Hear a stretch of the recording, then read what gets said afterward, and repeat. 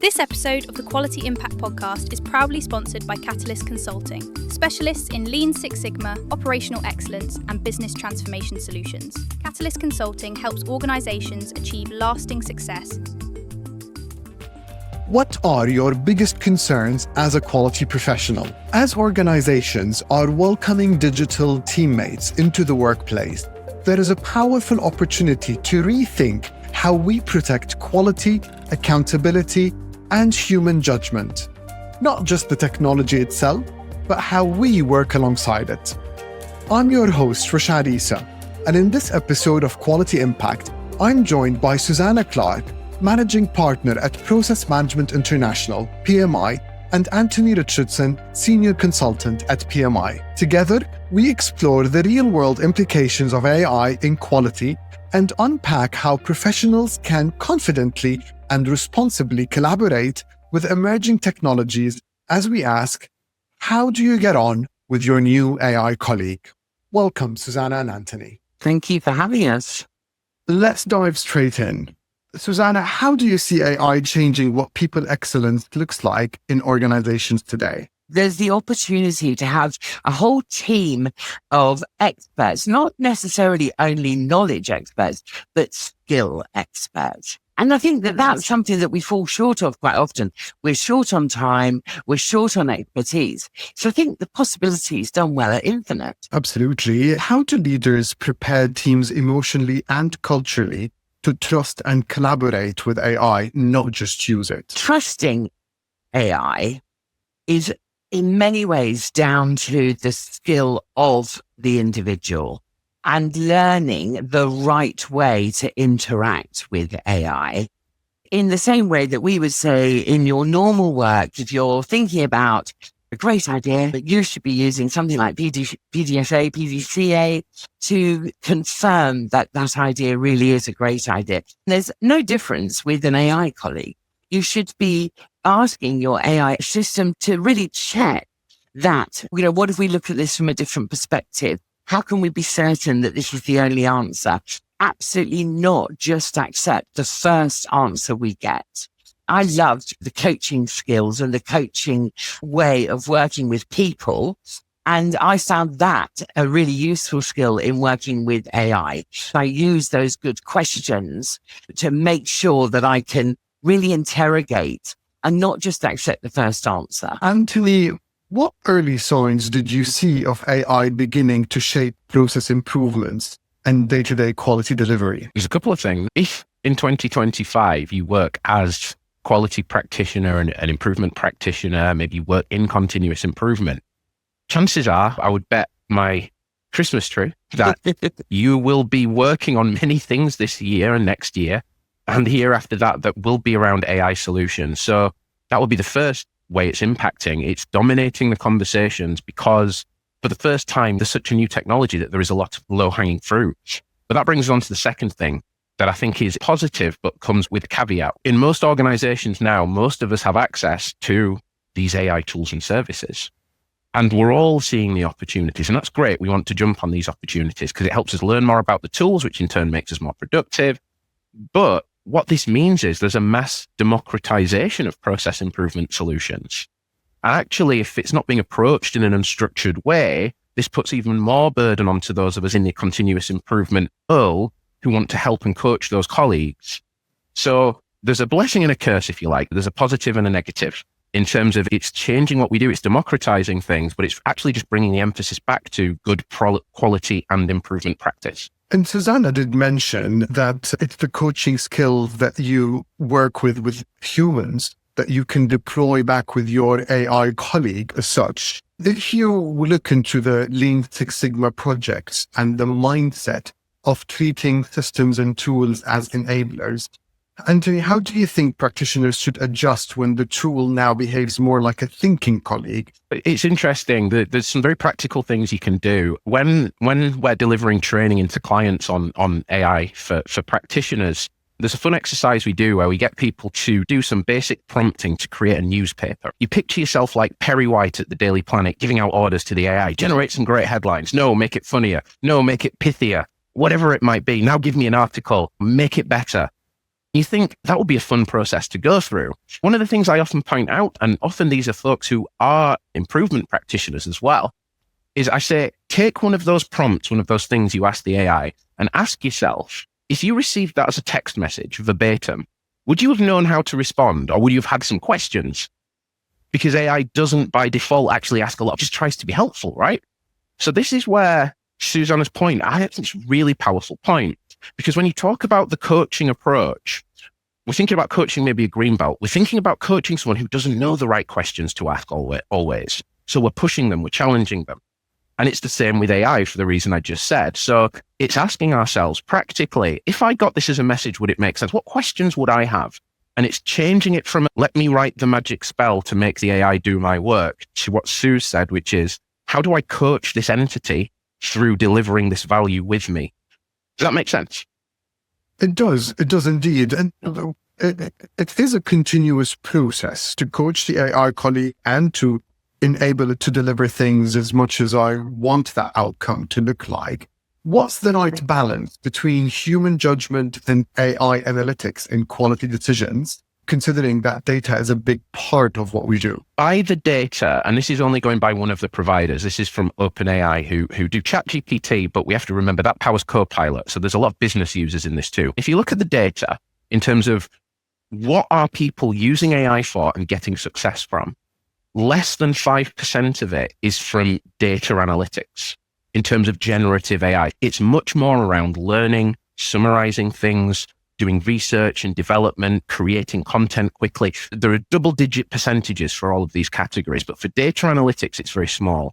And the object lesson is simple. When it comes to transforming numbers, particularly large language models, they are language models. This increases the burden and risk for the quality practitioner and those interested in doing that type of analytics to understand the reality they're working with and be able to see these errors in real time. The actual attention needs to get greater, not smaller. It does present a bit of a challenge, I think, and the balance does need to be carefully managed with the human right at the center in the driving seat. Again, there's this bias risk that we've talked about before, which is this pleasing nature of AI.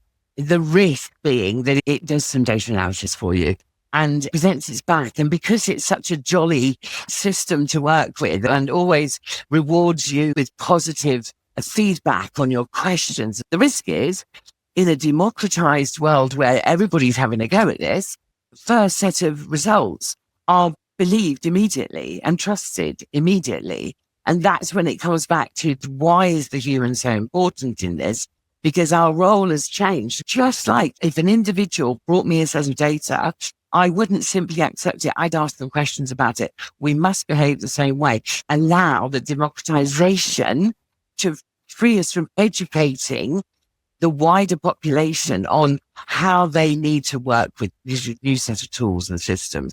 And with data, my goodness, that's really key, isn't it? Because if we're going to make decisions based on that data, we've really got to be confident that it's producing great results that are accurate and useful.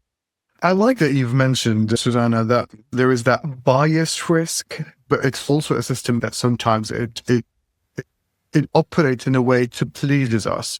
Strategically, how do you think we should maintain confidence in the decision-making process when AI is starting to influence outcomes? And I know human in the loop is essential, but what more can we do to build that confidence? I think human in the loop is quite an obvious thing to most people. Most people appreciate that there's risks, so the human needs to be there. The first thing I would say is that in practice, most people don't want to put themselves in the right place in the loop. There's a psychological thing going on here.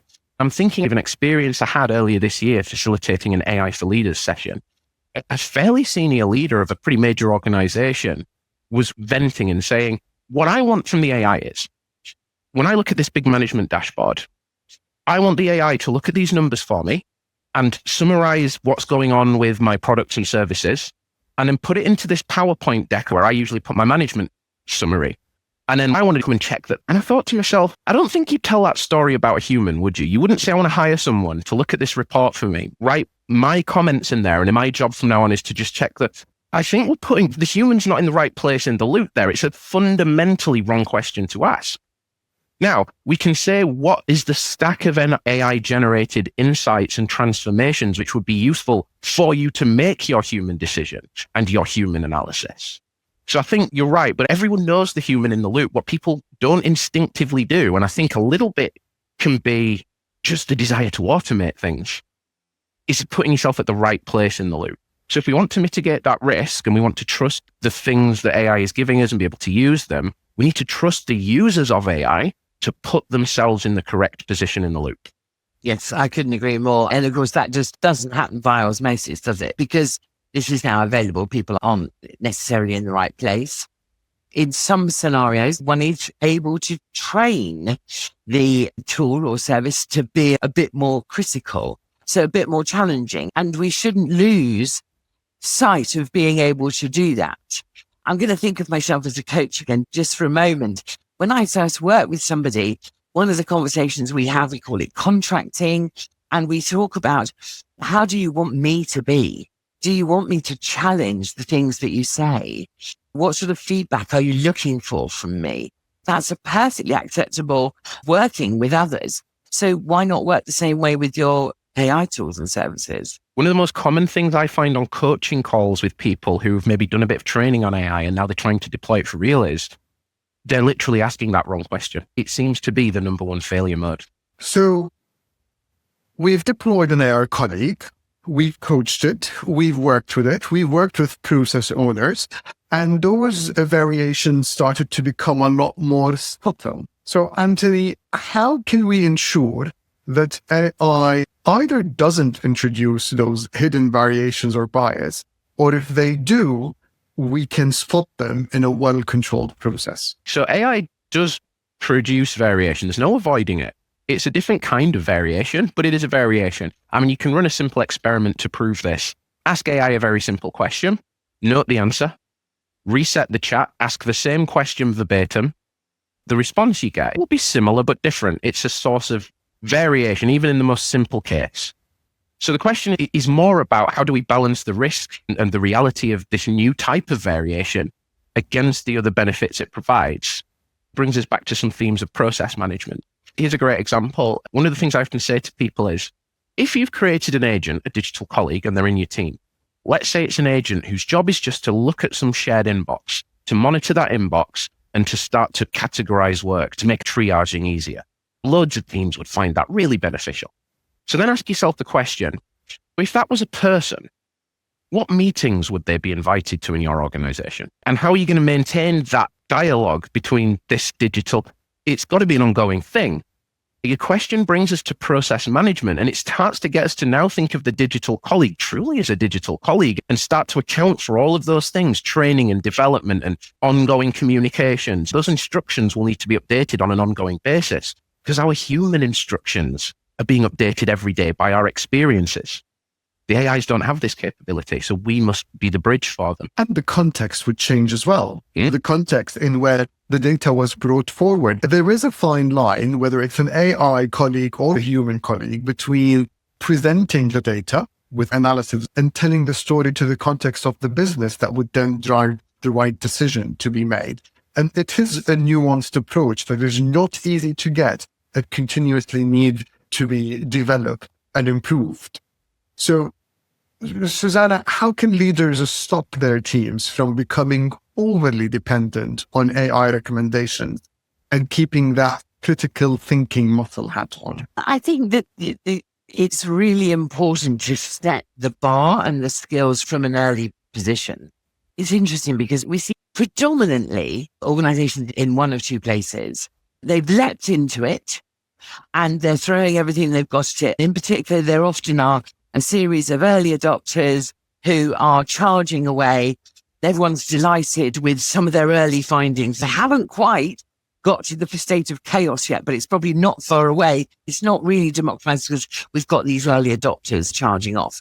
Then we've got people who are not quite in the advocate space yet. They might be using it a little, using some simple chat functions, but they haven't gone much further than that.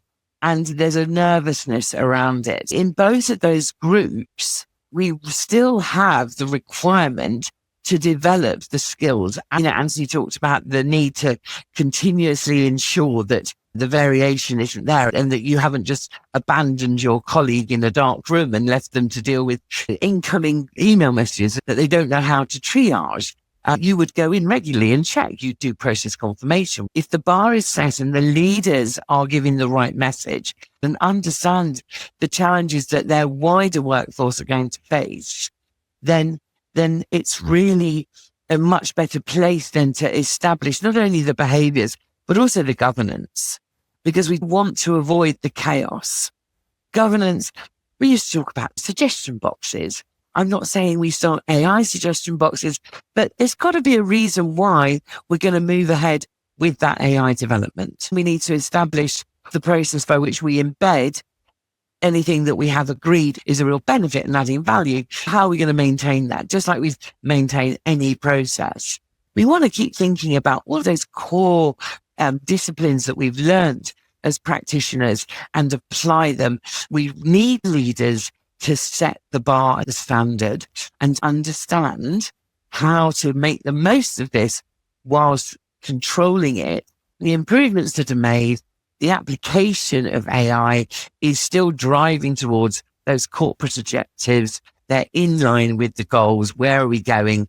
Is this going to help us? The answer is yes, great, then we do it. The answer is, don't really know, but it looks useful. Useful isn't always enough for us to deploy people and time on something. Can I just add something to that? It's a really good question on avoiding over-reliance. I just want to add something to what Sue said. There was some research that came out of Carnegie Mellon University, but most of the researchers were from Microsoft. And one of the ways you can trust scientific research is when the conclusion of the research is not in the best interest of the organization. Microsoft's research showed a measurable, statistically significant dip in 4 key areas. I can't remember all 4 off the top of my head, but I remember 3 because they stood out to me. Creativity, problem solving, and data analysis. Oh, and the 4th, I remembered, it was critical thinking. And that really stands out to me because it's not like, sometimes people say with this over-reliance thing, now we've all got calculators, maybe we're a little bit worse at mental arithmetic as a civilization, but trade-off. I don't believe that that's now a fair comparison because it's trivial to become dull at mental arithmetic. Some people are fine with that. But to seriously dull your creativity, problem solving, and data analysis, that's huge. Take, for example, for me as a consultant, if I'm going to train someone from an organization and I've never encountered that organization before, say Suze gives me 10 minutes to learn about that organization or half an hour. I could have, in the old world, used that half an hour to Google things and learned a little bit. Now with AI, I can learn as much as I could have Googled in about 30 seconds. What I actually do is use that half an hour to dig deeper.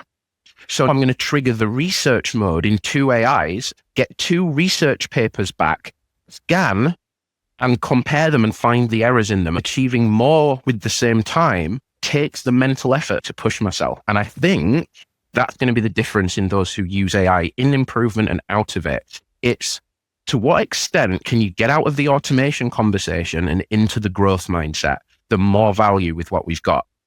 It's in everyone's best interest to do it this way. Completely agree. And what I love about what Anthony's describing is he's asking different questions. It comes with practice, but it is also something that can be taught and learned. Organizations need to be not just accepting the same old questions. What else could you do? One pathway is working with AI as a colleague and having that human oversight to improve the process of deploying AI. And the other pathway you've touched on is working with AI to help my own critical thinking, drive my creativity, and use my time more effectively to dive deeper into the layer of the information I want. So 2 different paths, both equally important. I'm going to shift gears right now because I'm not going to talk only about trailblazers. I'm going to talk about those who are on the journey of adopting AI in those pathways for improvement projects. Anthony, I'm going to start with you. As you've trained lots of green belt, Six Sigma courses and problem solvings as well, if AI were part of the training room, what skills would humans need to develop to work effectively with it? One of the things that happens on every single Greenbelt courses, you get shown that classic picture of a process with all the inputs. One of the first things that will be different on this AI Greenbelt you're asking me about is I'd like to ask those Greenbelts, where does AI belong as an input? Is it machine? Because it doesn't work that way and it's not acting that way. I think that's where the conversation begins, realizing that at the very least, there's a new conversation to be had. And then in terms of how does that actually change? What skills are you going to need? First, you need AI literacy. You need to understand what all of these words mean. If you're going to exist in the 2020s and 2030s, we need to learn these. They're not as scary as they sound. So let's develop that fluency. The second thing is having feature awareness, knowing the art of the possible. This only comes through cautious but open-minded experimentation. You will learn more outside of work than you will inside. I have an AI agent that prints off each week for me my son's spelling words that he has to learn for school with fill-in-the-blank sentences tailored to his needs. I don't want to do that. I've got better things to be doing. I want to help him with the spelling. Second thing is knowing the art of the possible. And then the third thing is taking that human-focused approach to deployments. When I'm training people who are doing AI deployment projects, we use a model of evaluate, recruit, and then test and study. The focus is on this recruitment process. Don't take inspiration from IT in terms of develop, build, test. Those aren't the words we're using. Go find a HR process and ask those questions, recruiting, onboarding, providing supporting and monitoring and management. That's how to approach this. I think it's very important that we've started to shift the mindset. And I like that you're coming at this with the approach of this is now a colleague. And I'm going to call my colleague AI, fill in the blanks of any name you like. If I do it that way, then yes, I'm taking it away from that digital machine deployment that requires the tech input and working it more from a onboarding of an agent, a human-like interaction to take that agent, the art of possible key, because without it, I wouldn't be able to imagine what I can do with this agent. And to that, Susannah, my question would be, we're now talking at it from a human onboarding, which will require lots of leadership and strategic involvement. How might leadership training evolve to include AI literacy and the art of possible? It would change because right now, I don't think it's on the radar in leadership, and it certainly should be. Courses we're doing at the moment in some way include AI. We have dedicated AI, but as Ant's talking about, the Greenbelt course, we now talk about AI because it's valuable. We will reach a point at which this will become commonplace in the way that we can all drive cars. There was a time where very few people drove cars. There were no signposts anywhere. You drove along the road, nobody said stop at a junction, people crashed.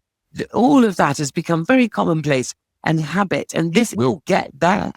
But we're not there yet. And of course, as cars evolve, so does AI. And keeping up with that pace of change, key, and understanding that that's going to change continuously. Just because what I've learned today or what I understand today, that's not enough. I need to be alert to what else might be coming and what else I can take advantage of. So there's the combination of the actual learning of the skills, of what the requirements are to be able to live in a world where we have AI colleagues. But there's also this whole piece around the future looking and being willing to look forward to understand what else is coming, and that the speed of change is going a lot more quickly than it used to. We might just have to get used to that as leaders and be looking for it and accepting of it. And as this accelerates the speed of change, how can organizations make sure that this acceleration is paralleled with the improvement culture? Ensuring that we work in teams and in groups, and that we don't get lulled into a false sense of security that the AI is the only thing we need to think about. One of our colleagues, Warren Knight, talks about you can't improve in a vacuum, even if the vacuum does include you and AI. You know, we still need the input of the wider organization. We've got to get voice of the customer. We've still got to understand value. What is the value? What are we trying to accomplish here? And ensure the activities we're undertaking are aligned. Anthony, keeping that in mind, aligning all of this work together and looking at it as a process holistically and not treating it as a vacuum, how can we embed AI into the continuous improvement cycle and keep working with it cyclically rather than just a one-off innovation. If you're looking at, continuous improvement has been expressed in so many different kind of cycle models, right? From PDSA to, you've got Kaizen cycles for continuous improvement, and there's all kinds. I think if I go to the simplest one, just the idea of a team doing a job and standardizing the work first, having some way of maintaining it, and then when new opportunities to do a new best way emerge, then continuously improving. So the standardize, maintain, improve approach. How to embed AI into that? One of the big things as a leader is leading by example. We've done a lot of AI leadership workshops this year with different clients. One lesson learned that unites all of them is leading by example. Can I, as a leader, spot opportunities to deploy AI effectively to continuously improve? Once I've set the direction, people will start to spot it themselves, particularly if that leader is very good at standardizing these new ideas into the team. Suze comes up with this awesome agent. How can I help drive AI deployment and drive AI into continuous improvement? By standardizing that, by sharing it as a success with the team, by having Suze's back and supporting her through that. And then once everyone sees the benefits and sees, how Suze got to that, maybe even contributes and improves on Suze's idea, then more ideas will start to flow into that standardized, maintain, and improve cycle. I'm very much conscious of time. Anthony, I'm going to stay with you and look into the future. If you are to conduct one future Greenbelt course with AI colleague in the room, what would be your number one piece of advice for all attendees? My number one piece of advice is, remember, the AIs we're working with, they don't actually have real memory. There's a trick being done in the background to make you think they've got memory. We don't need to get technical. Every time you add another message to your chat, you're asking the AI to go right back to the beginning and read the whole thread. Think about how frequently and how many messages are in there, how much pollution there is in the thought process. It's like if I send you a very long email chain and say, figure out what the reply is. He's going to take you through it, and the quality of your output will drop proportional to the length of this chain. The biggest top tip I give to people who want to get on with AI is, if you're finding bad results, reset your chat. Ask the AI to look at the chat and summarize the key points and take it into a new one with you. One of the simplest tools, but goes completely underlooked. If I had one of these AI colleagues in the room, presuming there's no technology advances between now and then, would be my simple top tip. Yes, reset the chat, close the window and open it again. Oh my God, if you've told me this tip about 6 months ago, Anthony, that would have changed so much in my work. Thank you very much. Rashad, combined that with the PDSA mindset of when you go into your new chat, having something to test against. That's where we really start to see progress. I can't wait to start doing that. I cannot wait. Susannah, final thoughts from you. Business excellence in 5 years' time. What does a healthy human AI look like? Where people recognize that they've got an AI colleague and they really recognize its strengths, but are also conscious of its weaknesses. They understand how they can optimize it, just like a human colleague, and get the best out of it. And they understand that it's always developing, just like human beings. And therefore, we need to respect that too and take advantage of it. If we see one of our team getting really good at leading others, we think about promoting them. If we see that AI has got new features we can take advantage of, we should go with that and think about it. The key is thinking about it more like having a resource, like onboarding, less like I've got a server in a room somewhere or something in the cloud and it does what I tell it to and it's programmed. Think about it more like a resource that you want to optimize and get the most from. A lot of brilliant nuggets that I would personally put in my own strategy, working with my team, and I'm sure a lot of our listeners will benefit from. 2 key pathways: using AI as a process enabler, using it as a personal enabler to dive deeper into the knowledge, coaching skills, treat it like a human colleague, do the entire project focusing on it as a process, understand the value, and let the spark begin. Thank you so much to Susannah Clarke and Anthony Richardson from PMI for joining me today on Quality Impact. Did you learn how to get on with your new AI colleague, or did we raise more questions than we answered? Let us know in the comments below. Thanks to our producer, Luke Nixon. I've been your host, Rashad Issa. See you next month.